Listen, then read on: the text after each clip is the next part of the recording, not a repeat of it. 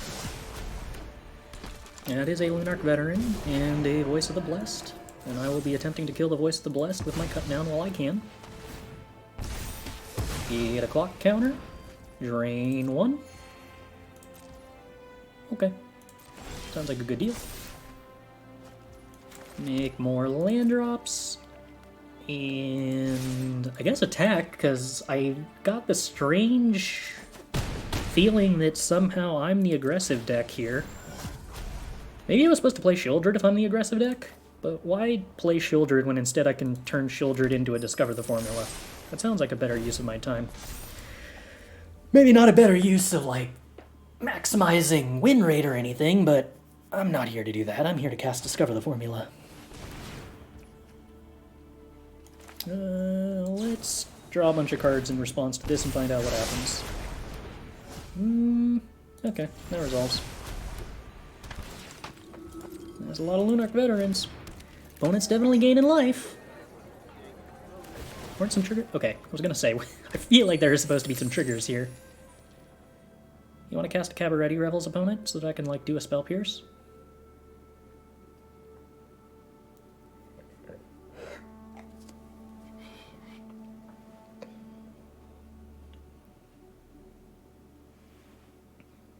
Just don't play a creature removal spell, and we're fine. That's the deal. I can't counter a creature.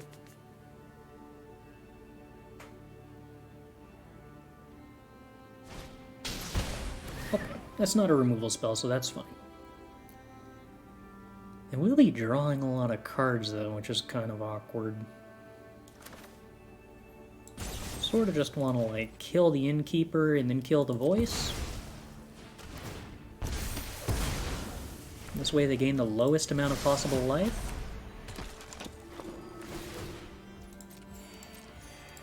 Which, again, matters because hypothetically I'm going to attempt to clock them. Maybe I should have just saved my removal spells, but then again I'm going to lose my removal spells if I try to save them Midnight Clock. I could have probably waited one turn, though, and not actually attempted to, like, kill my opponent. Probably was a better idea. Oh, I love this whole drawing lands thing. Wow. Feels good to be lucky. Alright, let's get rid of the Spell Pierce and get a more expensive card and then discount it with the Discover the Formula. And then do the Midnight Clock thing eventually. My opponent has played so many creatures whose only job is to gain life, and yet somehow my pile of just non-aggressive 3-drops is putting them so close to dead, and I don't understand how any of this happened. I do not know how we are here. I barely know where here is.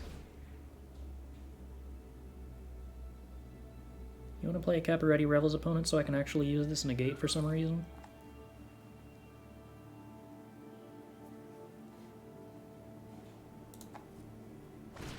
Yay! We did it.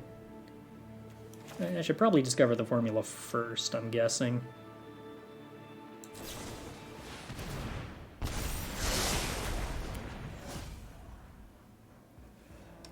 Alright. So I'm allowed to negate this, and then I just need to cast 2 spells in response to one another whenever I cast my next spell, so that I don't only lose 2 of these cards to Midnight Clock. Brill Gathar. Oh my. That would almost be annoying. A lot of life gain for the opponent. I don't have lethal. Nah. I do not. I probably have lethal on my turn, though. Okay, let's see. What's the best way to go about this? Probably go for the throat and Abrade.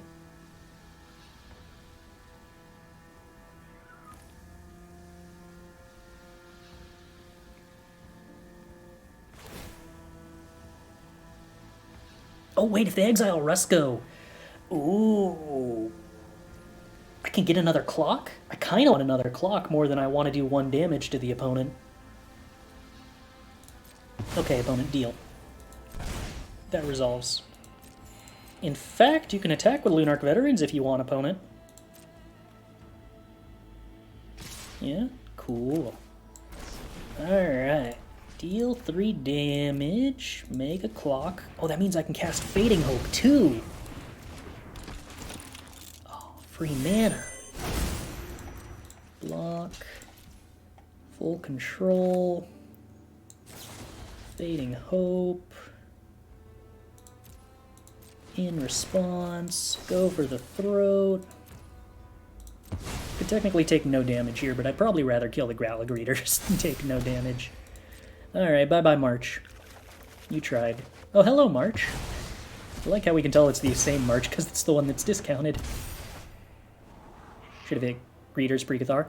So if I did that, and Cathar wasn't on the field to target, we would have drawn all of our cards with Midnight Clock before the Cathar resolved, which meant there was a chance we wouldn't have a removal spell in hand after the wheel to hit the Cathar. Also, we wouldn't get the other free Midnight Clock if we did it that way. The opponent choosing to exile our Rusko actually benefited us. Let's go ahead and deal 6. Can I somehow cast 5 spells here? I don't think so. So regrettably, I think I'm just supposed to play Sheoldred. I can put the opponent to 1? Oh, no. I can hypothetically put the opponent to more than 1 if Crucias draws a 1-mana spell. Which means I should also turn on full control. No, we tried. Almost.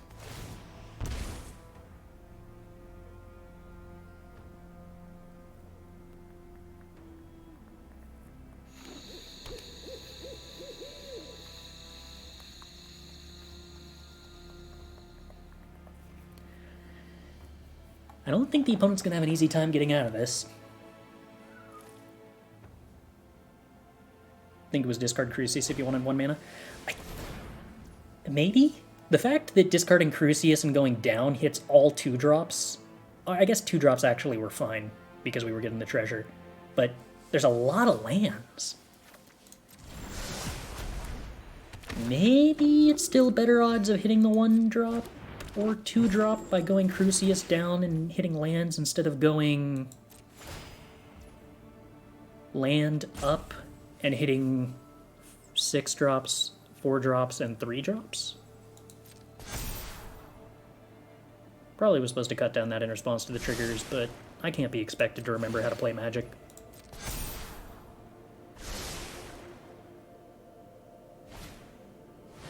Ooh, that's like a real Magic card.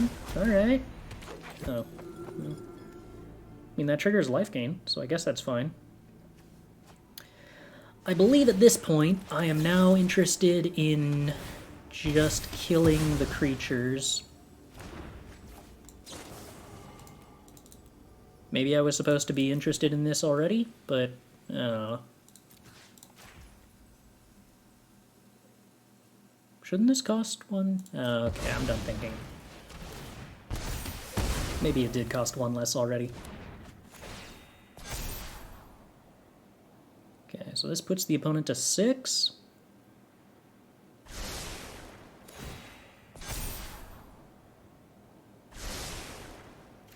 I mean, hypothetically, they can Inquisitor Captain into a removal spell here to get rid of something.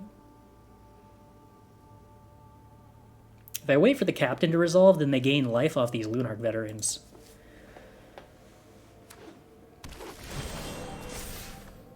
And I mean, like, technically that was probably the correct thing to do, but at this point I'm well beyond playing correctly, and I'm just desperately attempting to actually figure out a way to get lethal with this Rusko. Yeah, let's do this now and try to find removal spells. Oh my. That was not a lot of removal spells. Okay. Well then.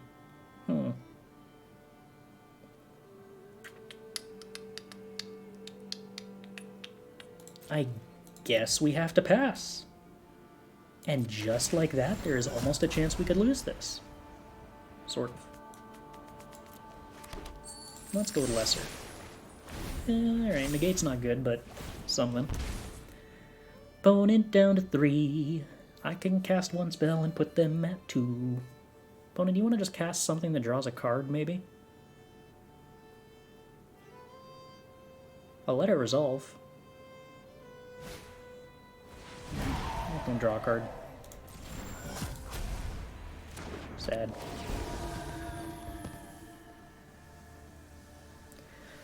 We're getting really low on non-spell permanents that Discover the Formula can grab here, right? So, like, it's gotta be very close to lethal with Rusko at this point. What's a Wicker Wing Effigy? I got no clue what this card does, and I'm not gonna start reading now.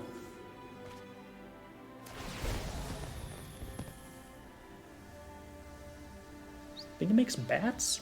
Or maybe crows? Maybe ravens? What kind of bird is most associated with a scarecrow?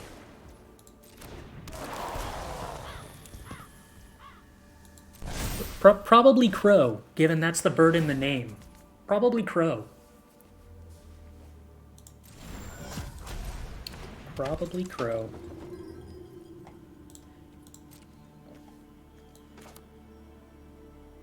Crows are too smart for scarecrows? Well, that's why, like, a bunch of crows are associated with a scarecrow, right? You see a scarecrow, it's probably covered in crows. They know what's up. Okay. By all accounts, this ought to be lethal. So let us abrade the Inquisitor Captain. No, because this triggers and gains a life whenever another creature you control leaves the battlefield. Okay. So optimal to kill this. Hold full control. Negate the Abrade.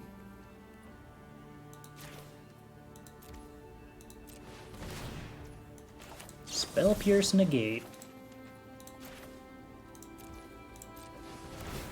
Refuse to pay. Draw 7 cards. Gain a bunch of life. I feel like I'm a much better life gain than them, apparently. Doink, doink, doink, doink, doink, doink, doink. Decline. Drain, drain, kill. Go for the throat. No, come back, opponent! I had lethal! Let me show you! It was gonna be so cool! Oh, people were gonna think I was a cool person! Oh no. Ah, well, there's always next time. Alchemy is such a powerful format, didn't it used to be weaker than Standard? There was arguably a point when Alrund's Epiphany was still in Standard and unnerfed, where Alchemy was weaker. But basically, ever since they printed the Streets of New Capenna Alchemy cards, it has been a stronger format. Well, this is castable cards, so seems like a keep. All we have to do is, like, draw lands, and things go good.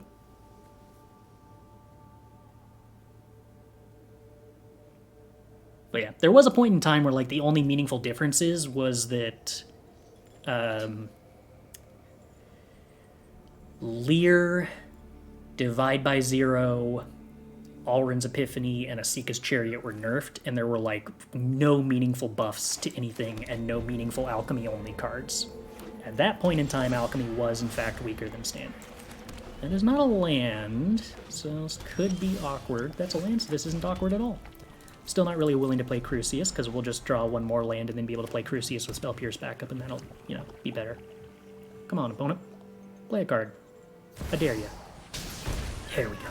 I still don't know what this card does, but it dies, and that's good enough for me.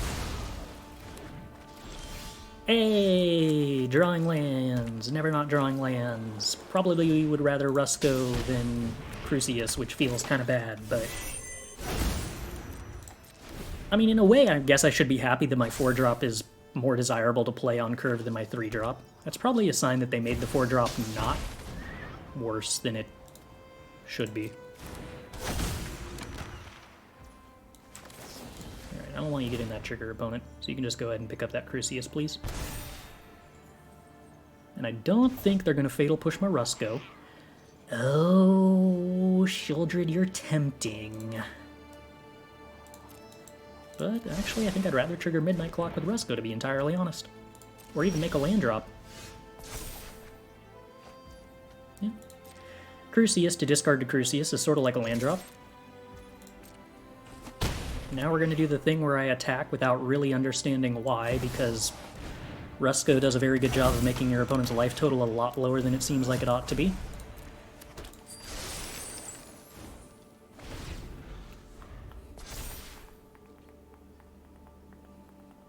Can't answer the opponent's Crucias here, so like, that's kind of bad. I can, however, answer when they attempt to play a 2-mana removal spell off of the Crucias with my Spell Pierce. That's definitely something. Yeah, there's Titan of Industry, so opponent's on Jund Reanimator.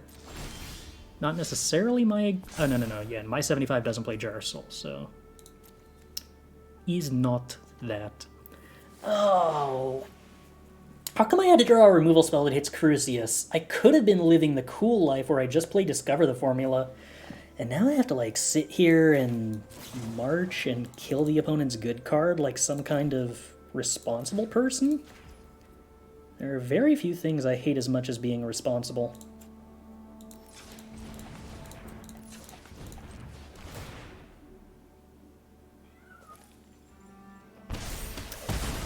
So it's unlikely I'll actually get to Spell Pierce to counter their Reanimation unless they make the mistake of playing Reanimation here at the end of turn.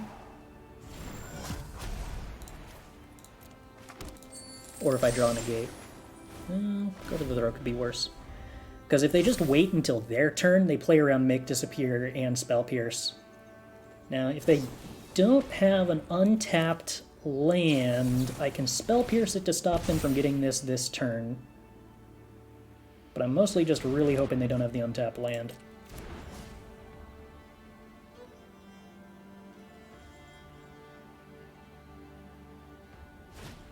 Wow, I'm actually lucky! Go me! Okay, so go for the Throat, puts this to 9, go to my turn 10, their turn 11.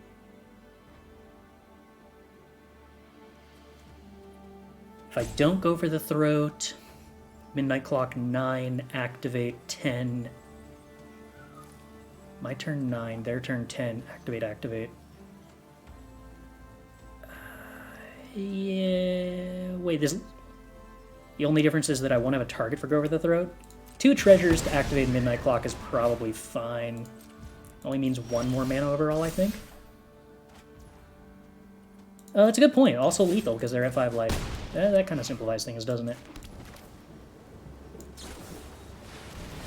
Sort of makes this mostly irrelevant.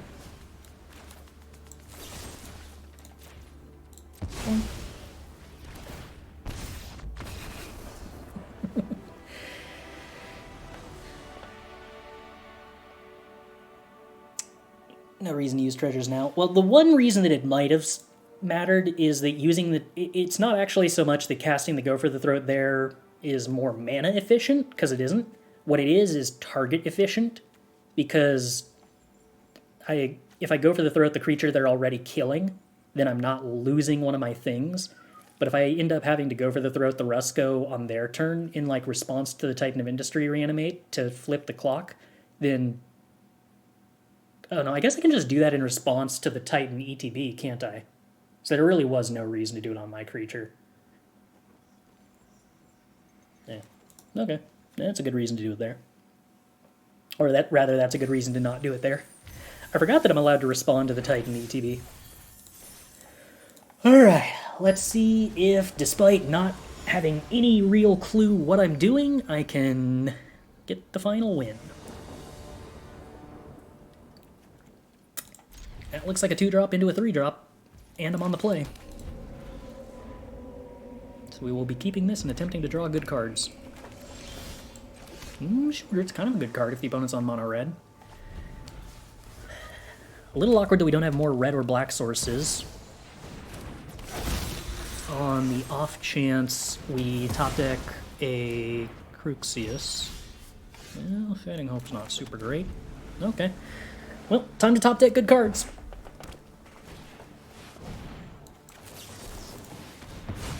At least we're making our Sheoldred less expensive. Hey, cool, top taking good cards. Love to see it. We can even Fading Hope our Sheoldred that remains cheaper if they traumatically prank it. Better yet, maybe they attempt to use 2 removal spells on the Sheoldred. Then we really get them. That is 1 removal spell. That is a 2nd removal spell. I'll accept a 2 for 3 here if that's what it takes. Nope. We just get the casual 2 for 1 with a Fading Hope. You love it. You do love it. Oh, Spell Pierce. Can we do it again? Can we do it again, opponent? I'm gonna be honest, I would have rather had done the Spell Pierce last turn, but I would dearly love it again. Alright, Fuel Land. Ambergris. Okay. It's kind of a problem. Big spender. Also sort of a problem. Gosh, you gotta be upset as the opponent that this happens.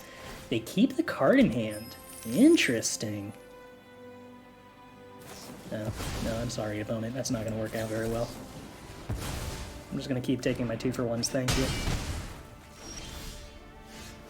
Oh man, I feel bad for the opponent. Arena is unwilling to let me lose, apparently.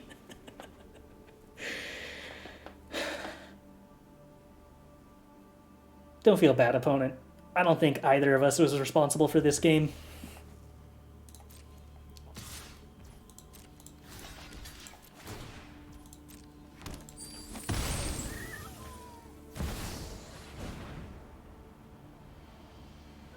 Yeah, no. Yeah. No, I get it. I get it, opponent. I understand.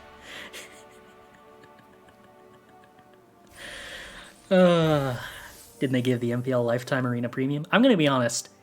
I could not tell you a single game that I just played in that 7 games. So probably. I will believe you if you tell me that's what happened. Alright, 7-0. Sure. I guess. The casual 0-3 into 7-0, and I don't even remember if we changed the deck or not. Magic's fun.